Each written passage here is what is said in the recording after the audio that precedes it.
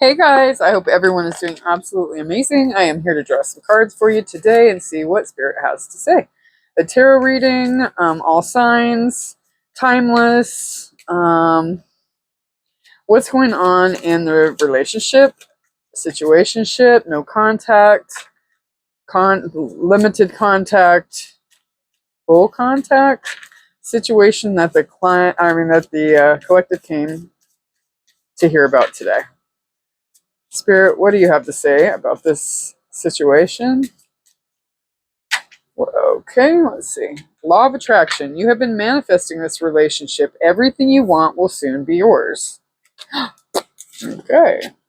Unbreakable love. This person has genuine love for you and can overcome any issues that may arise. So you guys may have gone through some troubling times. Beware of codependency, though. Addictive behaviors are affecting your romantic life. This person, you guys, boundaries. Those were turned around. We're going to go with that one. Boundaries. You need to teach people how to treat you by being clear on what you will and won't allow. So perhaps you put up some boundaries with this person, but do understand that if you're manifesting, make certain that you're manifesting for healthy and not just a relationship because it's not what you want. Also, it's talking the codependency aspect. It could be an actual addiction. It could be, actual codependency. You might look up the tenets of coda. I'm kind of being called to say that. 333 for manifestation. If that's something that you've been seeing regularly, that could be important here. Let's get some situational cards. See what we got. Okay, let's see. Spirit, what else do we need to know about this person and their situation for the collective? What else do we need to know in this situation?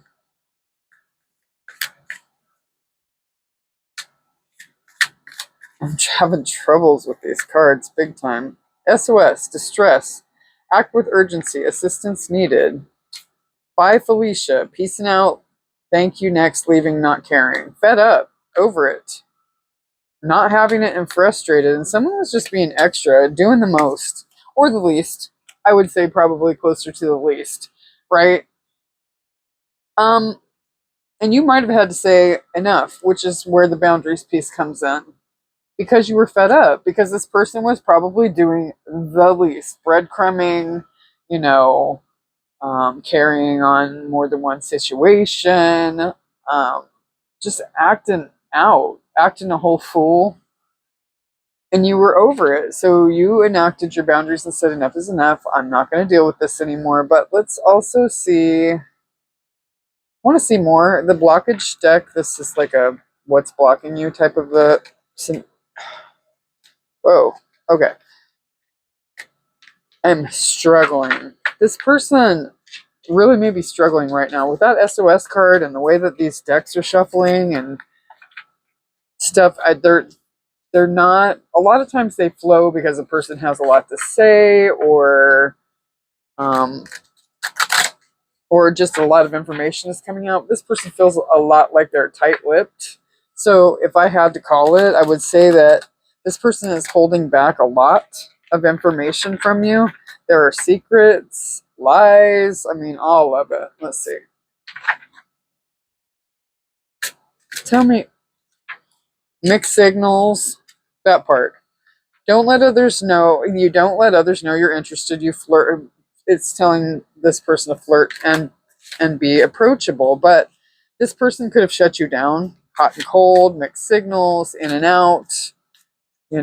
Afraid of their feelings is what I'm being called to say. What else, Spirit? What else? Anything? Oh, retreating. Again, in and out, hot and cold. All right, all right. Your fear of being hurt has made you retreat. It's time to get out and try again. This person most likely has a habit, 444 as I look up, divinely protected. So if you're wondering, this relationship is divinely protected. And this person is heavily being guided by spirit to step back in and stop retreating and giving the mixed signals. And, you can't, and you, for yourself, you may be trying to rush things, right?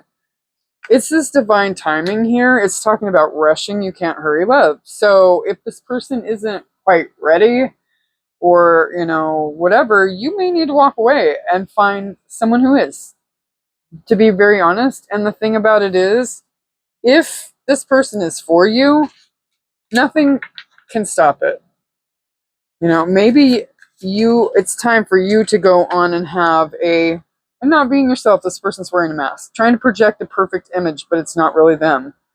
Be yourself, it's talking about. And this person is scared to be themselves because in the past, when in childhood, like a lot of us, our self wasn't acceptable. We were too much, or we cried too much. We were too sensitive. We were too this. We were too that. So yeah, been there and done all those things. Get it completely. Get it. So we learned to throw up a mask so that other people would like us. But you know what? I mean, going back to the what's for you will never pass you by situation, if it may just be that this person has a lot of healing to do and they aren't ready. And the thing about it is, you can't force that. But I feel like the divine is saying, you are lovable. And maybe you need to know that. Maybe it's time that you allowed somebody else in to show you exactly how lovable you are. You know what I mean? And it could be that winds up being your lifetime person. And sadly, your divine connection may not come to fruition because the person is, honestly on their own time frame. You cannot force somebody to grow up, heal, take accountability, look at their situations and their relationships to realize that they were the problem, right? And just accountability. I feel like this person likes to play the victim a lot, prefers to, make it about what other people did or didn't do, as opposed to looking at how they showed up or didn't, you know what I mean? And how they presented. So it's a lot easier to project blame onto others than it is to actually take accountability for yourself. So I'm feeling really, really called to say that, honestly, this person definitely needs to take a deep look within to find out, how can I fix me? And not being concerned about what others do and don't do, because retreat is what this person may need to do. Go within, figure it out. And, the thing about it is the retreating is because they're afraid, terrified of being hurt. But you don't present that way. That's not it's not how you do things.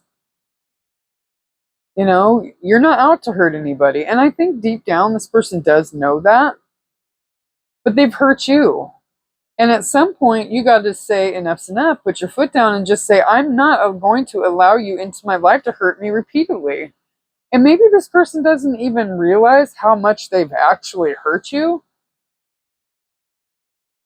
because they're so wrapped up in their own mind and their wants, their needs, their desires that they're not even looking at you. They're not looking at the damage that they have done. And maybe retreating and being in introspection. I'm being called to pull tarot. Gotta find some first. There we go.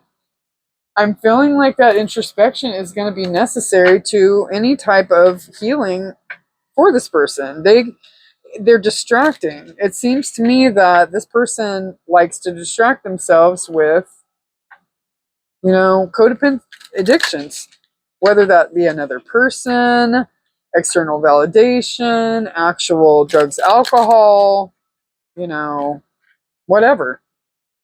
They like to, their phone, games, struggles, you know what I mean? Just work, gym. I mean, it could be any number of things that you just obsess over instead of actually looking at yourself. This person is defensive.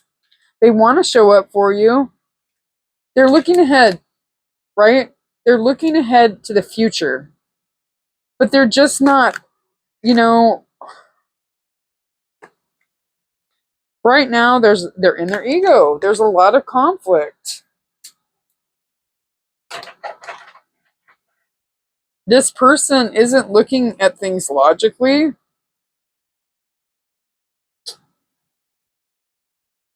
They're not being clear. That goes with the mixed signals. The Page of Cups, I mean, they could be wanting to send you a message, but their head is in the clouds. They're just kind of like, they're not grounded at all. Spirit, what else? Anything else that we need to know? Anything else that we need to know about this person? Ace of Cups, they're not doing the self-love that needs to happen, right? They're not bringing their cup of love towards you because they haven't brought that cup of love towards themselves. With that Ace of Cup in reverse, it is time, high time, that this person actually, 11:11 as I look up on the timer, goes in and learns how to fix this inner child. The inner child that is broken, is hurting, retreats because they're afraid of being hurt over and over again. And that inner teenager may say, I don't want commitment, because they're protecting that inner child from being hurt. Because what they've seen growing up, or even in past relationships, is that to love someone is to hurt or be hurt, you know? So, somewhere between the ages of 0 and 7, we create these safety mechanisms. You know, the subconscious mind puts into place these things. It's not like a good, healthy, I'm not going to jump in the middle of the pool because I'll drown type of a safety mechanism. It's I am not going to allow anyone to get close to me, because to be close and to be loved is to be hurt. It's that type of, it's not real.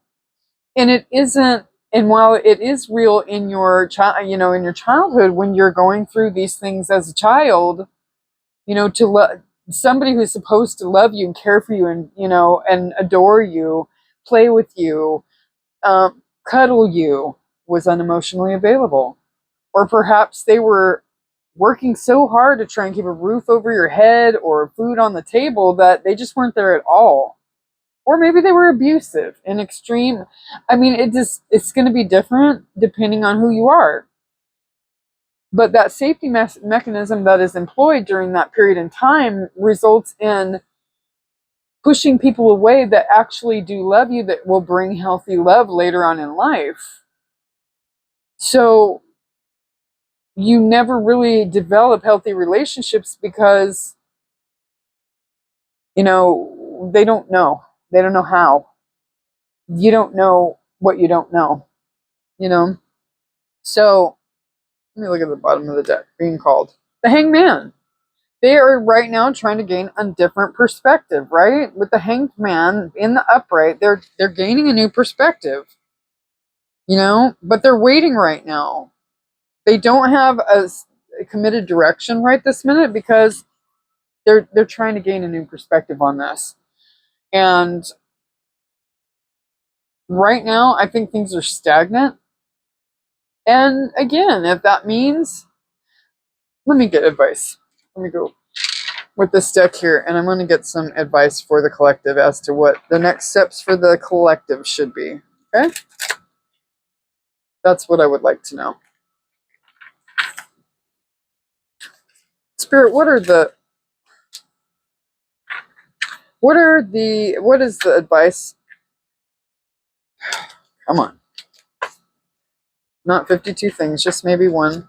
I'm really struggling to shuffle today.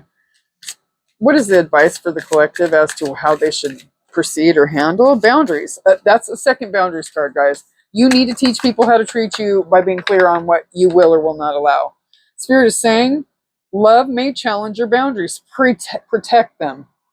You need to stand in protection of your inner child also by erecting those boundaries, because what you cannot do is allow somebody to come in over and over and over with the same bullshit over and again and hurt you repeatedly, you know, because they don't know what they want.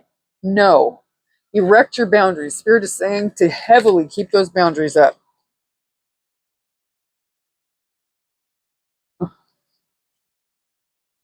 Together. This came out yesterday. Find joy in the simple pleasures of just being together. If this comes into, I'm not saying allow somebody to keep you in a situationship for a year and a half. That's ridiculous. While they go and explore other options, that's stupid. Don't do it. Because don't do it.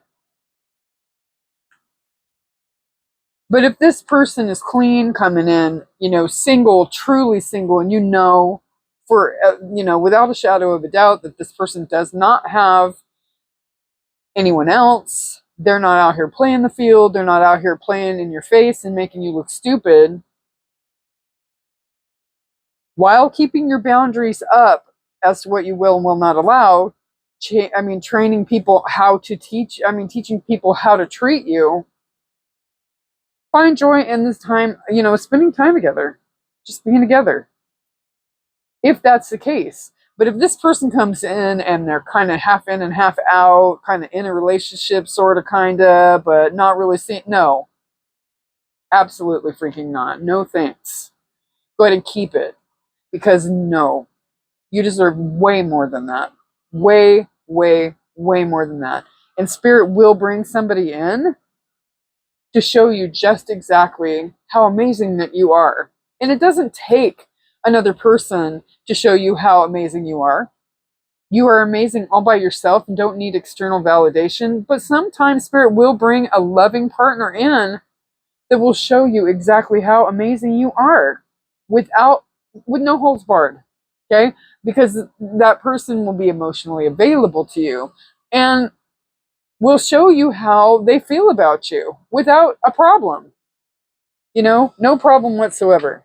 Anything else that we need to know? Any other advice for the collective, Spirit?